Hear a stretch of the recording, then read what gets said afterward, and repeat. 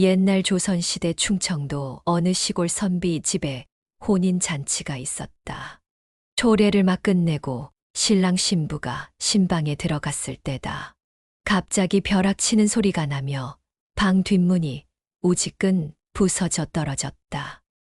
순간 어흥, 하며 황소만한 호랑이가 바람처럼 뛰어들었다.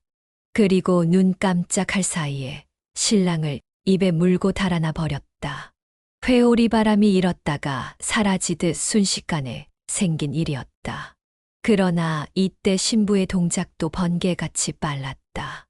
문지방을 뛰어 넘는 호랑이의 뒷다리를 와락 껴안고 매달렸던 것이다.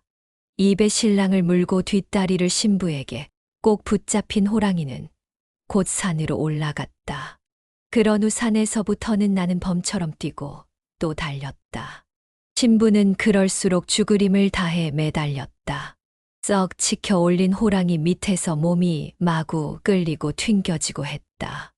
바윗돌, 가시덩굴, 나뭇가지에 긁히고 부딪히고 했다.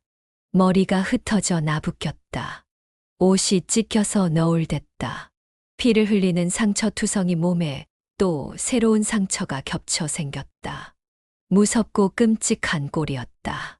그러나 신부는 죽기를 각오하고 붙잡은 손을 놓지 않았다. 이렇게 얼마를 갔을까?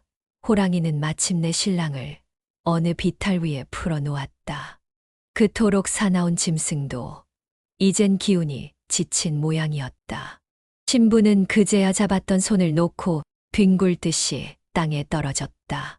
그런데 호랑이는 제 나름대로 기가 질렸는지 슬쩍슬쩍 피해 달아나고 말았다. 신부는 정신을 가다듬더니 신랑 옆으로 기어왔다. 신랑은 그러나 숨이 끊어진 듯 꼼짝도 안 했다. 다만 앞가슴에 온기가 조금 남아있는 것으로 보아 아주 죽지는 않은 모양이었다. 아직 살아있구나. 신부는 힘을 내어 두루 살펴보았다. 그런데 마침 비탈 저 아래 숲 사이로 등불이 하나 깜박깜박 비치고 있었다. 오, 저기 사람 사는 집이 있구나. 신부는 제 몸에 상처도 있고 비탈 아래로 미끄러지듯이 달려 내려갔다. 과연 거기에는 외딴 집이 있었다. 신부는 우선 눈에 띈 뒤뜰 방문을 몸으로 열었다.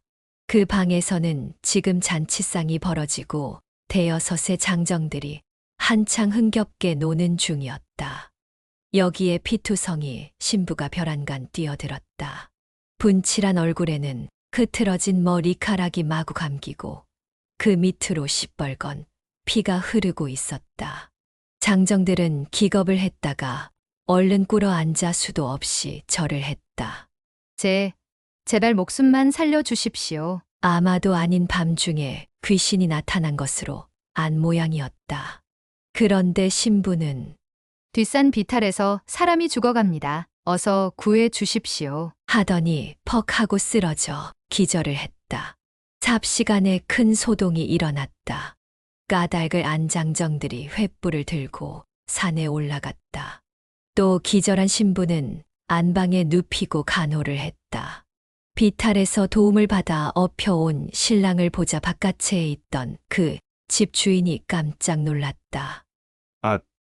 이건 내 아들이다. 그러니까 주인은 바로 신랑의 아버지였던 것이다. 원래 오늘은 아들을 신부 집에 데려다 주고 돌아와서 이웃 사람에게 술 대접을 하던 참이었다.